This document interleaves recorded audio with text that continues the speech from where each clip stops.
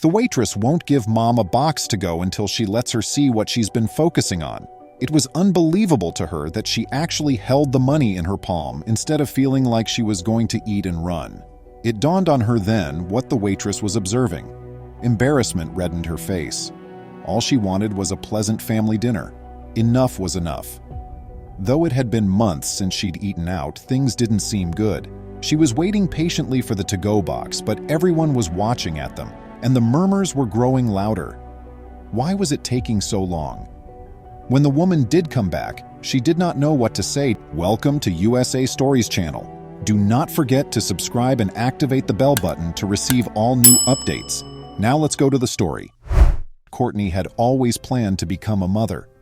The nicest part about newborns, in her opinion, was returning them to their moms when they threw a fit. She was always in awe of her small nieces, nephews, and relatives. She wasn't ready to give up her independence just yet, even though she loved them. When Courtney was little, everyone was looking forward to her. She traveled as much as she could after graduating from high school. She liked making new friends. For now, she just wanted to enjoy herself, because she had no idea what she would do with the rest of her life. She took care to make some lasting impressions. When Courtney was 21 years old, she went to a nightclub in her hometown of North Carolina and met Nick. Though he was a few years older, he was kind and wise. He assured her that everything would be well. It was the first time she had ever been swept off her feet, and they went on lavish dates. He informed her that she was the right lady for him after a few months. Courtney believed she was the luckiest girl alive, but she was going to have her bubble burst. Courtney found out she was pregnant at the age of 22. She felt thrilled and she was terrified. She couldn't imagine herself starting a family with anybody else. She felt Nick was the one for her. She got them dinner in his place by candlelight. She broke the big news to him when he got home, but she wasn't prepared for this response. The minute Courtney informed Nick she was expecting, Nick changed. He became icy and unkind, wanting no contact with her. At last, he urged her to have an abortion before he stormed off. Her stomach twisted. How would she respond to this? How was she going to raise a child on her own?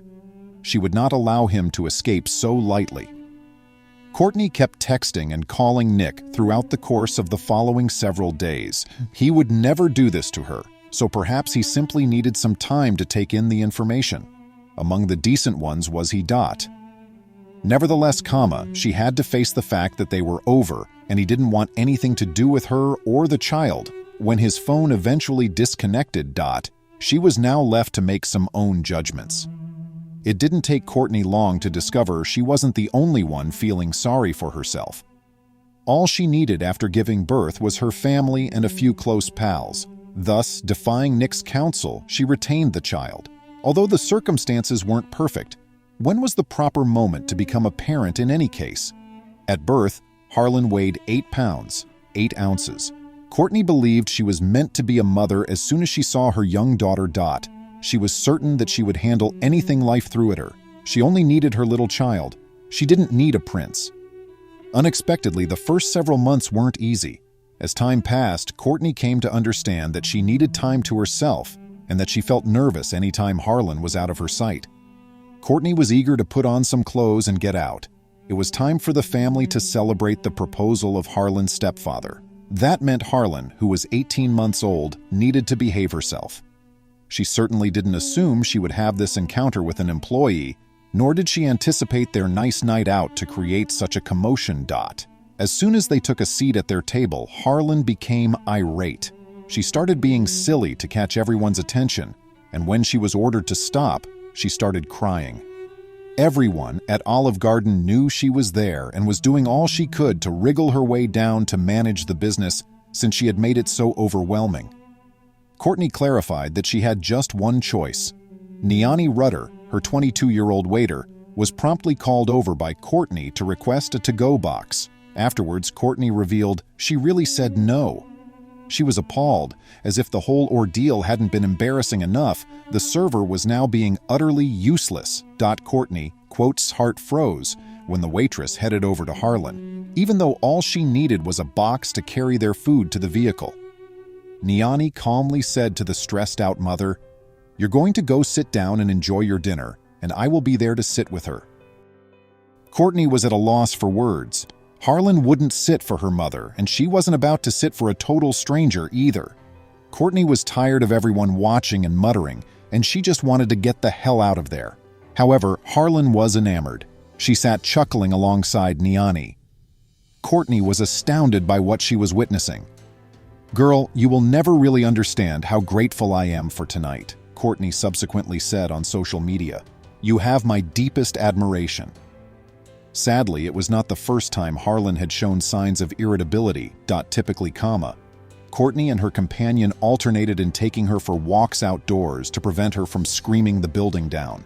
They had no idea that a waitress would save their lives. Later on, Niani said, "I just didn't want her to leave. She should be allowed to eat with her family the lunch that she came out to enjoy. Her baby was fussing, but I didn't believe she had to go eat in the vehicle or leave." Furthermore, Niani didn't consider the noise level to be a problem, despite the fact that many patrons weren't pleased with it. They quote, "re little children," Niani continued. "They simply act in that manner." Courtney is still in shock at what transpired, even if Niani's act was only to assist a mother in need in having a hot lunch. She had never met someone who understood their predicament so well.